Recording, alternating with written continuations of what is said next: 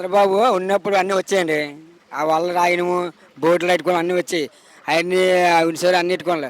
ఇప్పుడు ఏంటంటే మళ్ళీ అతను వస్తే ఇంకా బాగుంటాయి అన్ని పేదవాళ్ళకి అందుకు గొప్ప చూస్తే అన్నకాంటీలు ఉన్నాయి. అన్నకాంటీలు ఉన్నాయి, కొద్దిగా బాగుపడుతుంది. పేదవాళ్ళు రైల్వే స్టేషన్ దగ్గర ఆటలు ఆడుకోవడం అలాంటి వాళ్ళకి కొంత ఇంకా బాగుంటుంది మేము అనుకుంటున్నాం సార్.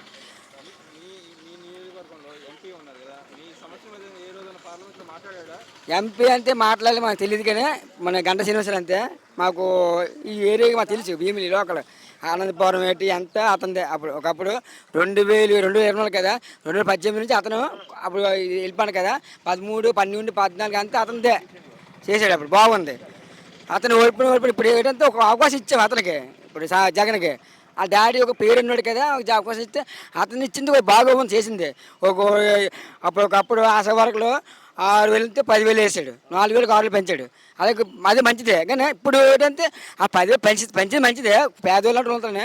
ఒకటి అన్నిటికి ఇప్పుడు రేట్లు పెంచేస్తారు కదా, అదే పెట్రోల్కి కాదు రాసన్కి, చింతపండుకి అయితే, నూనెకి అయితే, బియ్యానికి అయితే అన్నీ పెరిగిపోతున్నాయి. ఒక 1,000 రూపాయలు ఉండి 14 ఫైనాన్స్ చేస్తుంది.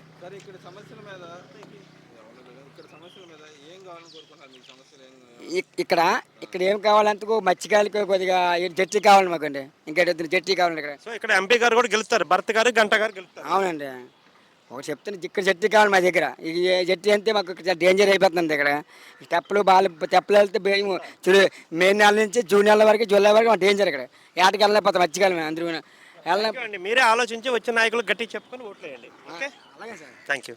మేము కరెంట్ బిల్లు కట్టుకోవాలంటే మాకు ఎలా వస్తుంది? ఉన్నోడు కట్టుకుంటాడండి, నేను ఎలా కట్టుకుంటాడు? పథకాలు ఇస్తున్నాడు కదా, అందుకే పథకాలు ఇస్తున్నాడు కదా మీ అందరికి. మరి ఏమో నిజమా? మరి పేదవాళ్ళం ఎలా కట్టుకో? కరెంట్ బిల్లు ఎక్కువ చేస్తున్నాయి, మరి బండలు పెరిగిపోతున్నాయి. ఉన్నోడు కడతాడు, నేనోడు ఎలా కట్టుకుంటాడు? గీతాలు ఉంటే ఉన్నోడు పర్వాలేదు కట్టుకుంటాడు, నేను ఇప్పుడు ఎట్లా మానేస్తాం. మరి ఆడపిల్ల ఏదో ఉంటే కూలి పనికి వెళ్తే ఉంటా, లేకపోతే అది లేదు. మరి ఇదే మా తీరు, ఇదే ఇంకేది లేదు. మరి ఏం చెప్తావు బాబాయ్, నువ్వు ఫైనల్గా ఏం చెప్పదలుచుకున్నావు? పనులకి ఏడు చెప్పాలి. మరి మాకు బాగా కరెంట్ బిల్లు అయితే మరి ఏదో వచ్చినా మరి దేవుని చిత్తం మేము చెయ్యలేము. మరి ఏదో వస్తుంది, మరి ఏటికి వెయ్యాలో మాకు అర్థం కావటం లేదు. ఎవరు వస్తే బాగుంటుందా? మరి చంద్రబాబు నాయుడు కొరకే మేము ఆలోచిస్తాను. మరి అన్నీ బాగుంటాయని అని అంటున్నారు. వైసీపీకి వేసారు కదా? వైసీపీకి వేసాం ఒకప్పుడు.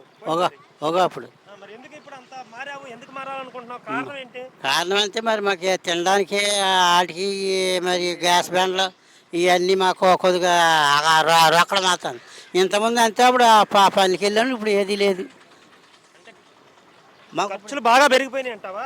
ఖర్చులు బాగా పెరిగిపోయినాయి. మా పేదవాళ్ళు మేము కట్టుకోలేము కరెంట్ బిల్లు. మత్స్యకారులకు సంబంధించి జగన్మోహన్ రెడ్డి హామీలు ఇచ్చాడు కదా, 10,000 ఇస్తాను, వాళ్ళు ఇస్తాను, డీజిల్ ఫ్రీగా ఇస్తాను, ఇవన్నీ వాళ్ళు ఇచ్చారు. వాళ్ళకెళ్ళా మరి మేము ఏం రాసుకోలేదు, మేము అడగలేదు. మాకు అవన్నీ మాకు రాసుకున్న వాళ్ళు ఇచ్చి వచ్చాయినా. అప్పుడు రాసుకున్న వాళ్ళ అవన్నీ ఇచ్చారు.